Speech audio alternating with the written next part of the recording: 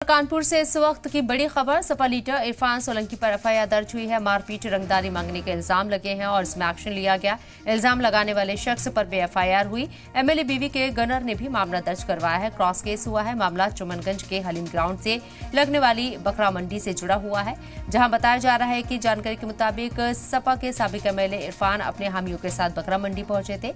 इल्जाम है कि इरफान ने बकरा बाजार कमेटी के अहदेदार वफा अब्बास से 3 लाख की रंगदारी मांगी और मना करने पर मारपीट की, जिसके बाद इरफान पर नामजद और उनके नामालूम साथियों के खिलाफ एफआईआर लिखवाई गई।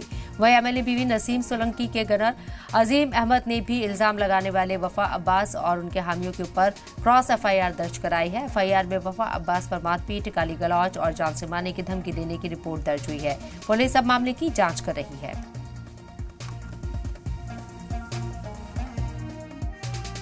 सर, विधायक जी अपने काफिले के साथ हलीम कॉलेज बकरा मंडी में अंदर घुसे। बिल्कुल बीच में खड़ा हमने उनसे कहा, विधायक जी थोड़ा किनारे हो जाइए, जानवर निकलना। हम आपके सम्मान में कह रहे हैं किनारे आके कुर्सी में बैठ जाइए, सम्मान कर रहे हैं कि जानवर निकलना, चोट ना लग जाए। उनका गनर आया, मुझे पहले धक्का दे दिया। हमने भाई गलत क्या कर दिया, इतना कहना मेरे लिए गलत हो गया। उसने मेरे थप्पड़ मारा और थप्पड़ मारने 6 झपकी मेरे बैग में कम से कम 2.5-3 लाख रुपये जो बाजार से आयोजक हमारा बाजार चल रही है, उसका पैसा 2.5 से 3 लाख रुपये था। इसमें मेरे पास मुश्किल से 30-35 हज़ार रुपये बचे हैं। एक ही समुदाय के 2 पक्षों में झगड़ा हुआ था, जिसकी सूचना पर दोनों पक्षों की तरफ से अभियोग पंजीकृत किया गया है। विस्तृत विवेचना की जा रही है। विवेचना में जो भी तथ्य प्रकाश में आएंगे उनके आधार पर अग्रिम कार्रवाई की जाएगी।